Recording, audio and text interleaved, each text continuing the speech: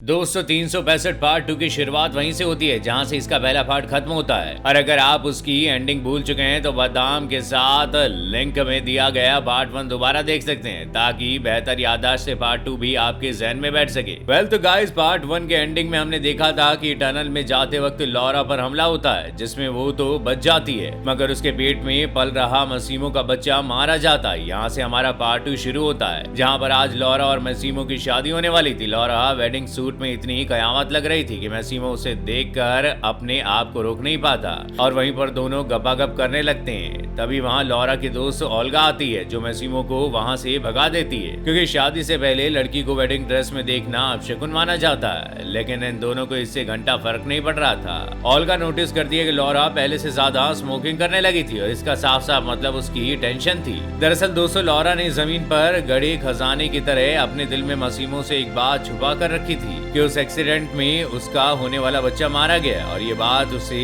अंदर तक खा रही थी। लेकिन बेचारी लॉरा करे भी तो क्या करे, वो नहीं चाहती थी कि अब मसीमो किसी की भी जान ले। आखिरकार जैसे तैसे इन दोनों की शादी हो जाती है और रात में मसीमो लॉरा से बेहद प्यासी भरी नजरों से देखता है कि तुम्हारे पास एक घंटे हैं, जो कुछ करना है कर लो क्योंकि उसके बाद मैं तुम्हें नहीं छोड़ने वाला। मगर लॉरा के अपने प्लान थी, वो तो मसीमो पर हावी होना चाहती थी, इसलिए वो उसे बांध कर मजे लेने लगती है। जिसके बाद जब वो मसीमो के हाथों को खुला छोड़ती है तो भूखे शेर की तरह उस पर झड़प पड़ता है और दोनों जमकर रात भर पलंग तोड़ते रहते हैं। दूसरी तरफ मसीमो का साथ डोमेनिको और ओल्गा का भी चक्कर चल रहा होता है। इसका पता उन्हें हनीमून से आने के बाद चलता है जहां पर ओल्गा और डोमेनिको एडल्ट गेम खेल रहे होते हैं। वेल, मसीमो की शादी तो लॉरा से हो चुकी थी लेकिन वो उसकी सुरक्षा को लेकर काफी सख्त था। वो नहीं चाहता था कि उसकी वजह से लॉरा को कोई प्रॉब्लम हो। मगर लॉरा मसीमो के द्वारा लगाई जा रही इस रुकावट से काफी तंग आ चुकी थी। वो कैद में नहीं रहना चाहती थी और एक दिन वो अपना ये गुस्सा मसीमो पर उतार भी देती है। अगले दिन हम देखते हैं कि लॉरा अपने घर के माली नाचो से मिलती है जो कि देखने में बेहद स्मार्ट था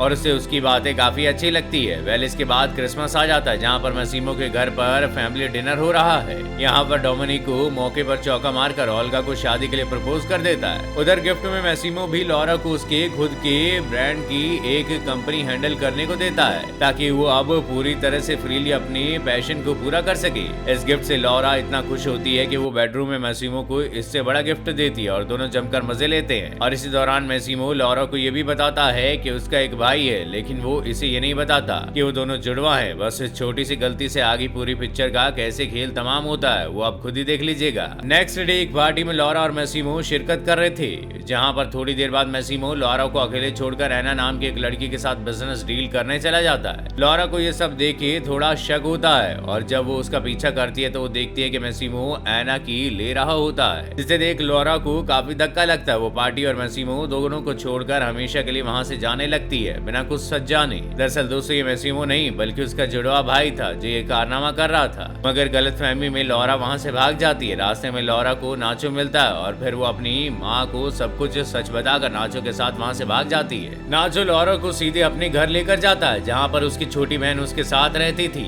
इधर गुस्से से बौखलाई लॉरा की माँ आकर पहले से परेशान मसीमो को एक कंटाप जड़ देती है और अपनी बेटी के भागने का सारा दोष इसी पर थोप देती है। इधर नाचो की बहन से लॉरा की अब अच्छी बनने लगी थी। नाचो की बहन भी लॉरा की कंपनी पसंद आने लगी थी। वो चाहती थी कि वो लॉरा उसके भाई की गर्लफ्रेंड बन जाए पर लॉरा इन सब मामलों में नहीं पड़ना चाहती थी। रात में लॉरा मसीमो का वो धोखा सोचकर काफी सैड भी थी। तभी नाचो से समझाता है कि मसीमो उसके लायक नहीं है, उल्टा उसे तो काफी अच्छे लड़के मिल सकते हैं। इधर मसीमो लॉरा को ढूंढने के लिए सारा एटी चोटी का दम लगा देता है। वो एना से भी पूछताछ करता है मगर उसके हाथ कुछ खास नहीं लगता। तभी हमें दिखाया जाता है कि एना मसीमो के जुड़वा भाई के साथ मीटिंग कर रही है, यानी कि लोग मिले हुए थे और ये उन्हीं का प्लान था। दरअसल मसीमो का भाई चाहता था कि वो लॉरा को किडनैप करके मसीमो से उसके पिता की जायदाद में हिस्सा ले सके, मगर इससे पहले वो ऐसा कुछ कर पाता नाचो उसे लेकर भाग गया था। इधर मसीमो को भी मालूम पड़ जाता है कि लॉरा नाचो के घर पर है और वो नाचो को मारने के लिए उसके घर पर गुंडे भेजता है, मगर नाचो किसी तरह बच जाता है। लॉरा को ये बात थोड़ी सी खटकती है क्योंकि नाचो एक साधारण सा माली था, उसके पास इतना पैसा भी नहीं था, तो फिर आखिर उसके पास इतना बड़ा घर आया तो आया कैसे और ये गुंडे उसे मारना क्यों चाहते थे। नाचो लॉरा के इन सवालों का जवाब भी नहीं देता और उसका मूड सही करने के लिए उसे थोड़े दिनों के लिए बाहर घुमाने लेकर जाता है जहाँ वो लोग काफी मस्ती करते हैं। फिर एक दिन लॉरा देखती है कि नाचो के डैड इससे काफी बुरी तरह डांट रहे होते हैं और बाद में लॉरा को मालूम पड़ता है कि नाचो भी एक माफिया ग्रुप का का हिस्सा है। लॉरा को काफी बुरा लगता है और यहाँ सिर्फ और सिर्फ उसका यूज किया गया। अगर वो यहाँ ना आती तो उसे किसी तरह जबरन यहाँ लाया जाता। नाचो अपनी गलती की माफी मांगकर लॉरा से वादा करता है कि आने वाली मीटिंग में जब वो मैसिमो से मिलेगी तो उसे कुछ भी नहीं होने देगा और वो सच में उसे प्यार करना चाहता था। मगर लॉरा को इन सब बातों से घंटा फर्क नहीं पड़ रहा था, उल्टा उसे तो अब किसी पर भी भरोसा नहीं हो गया था। नाचो और लॉरा जब मीटिंग की जगह पर पहुंचते हैं तो दो गार्ड सामने आते हैं और वो बताते हैं कि उन्हें मैसिमो ने भेजा और ये लड़की उनके साथ जाएगी। वेल नाचो लॉरा को उनके साथ जाने देता है और अंदर देखता है कि मैसिमो उसके डैड के साथ मीटिंग कर रहा है। यहाँ हमें मालूम पड़ता है कि नाचो के माफिया डैड बस मैसिमो को समझाने के लिए यहाँ बुलाए थे और वो चाहते थे कि जिस तरह मैसिमो के डैड ने ये बिजनेस बड़ी शांति से चलाया था ठीक उसी तरह वो भी चलाए। इसलिए वो मैसिमो से कहते हैं कि अपना आधा बिजनेस अपने भाई को दे दो ताकि गैंग वॉर खत्म हो सके। मगर मैसिमो नहीं चाहता था कि वो अपने डैड की कमाई का इतना पैसा अपने बेवकूफ भाई में बांटे, इसलिए वो इसके लिए मना कर देता है। लेकिन तभी माफिया उसे कहता है कि यहाँ किसी की नहीं चलेगी, उल्टा लॉरा भी उन्हीं के पास है।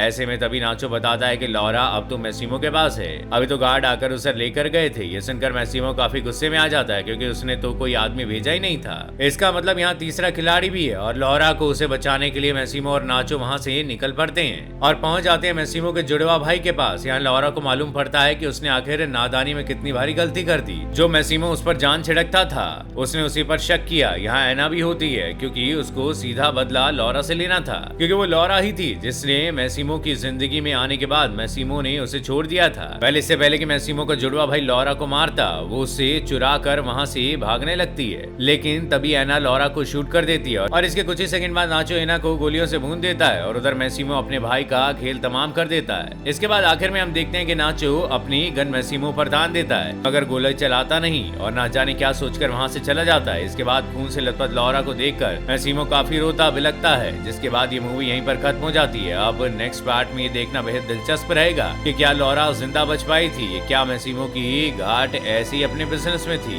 वेल ये सब जानने के लिए आपको बने रहना पड़ेगा हमारे चैनल मूवी मुसाफिर के साथ। और अगर आपको ये वीडियो पसंद आया हो तो इसे लाइक शेयर करें और जाते जाते हमारे चैनल को सब्सक्राइब करना बिल्कुल ना भूलिएगा। शुक्रिया।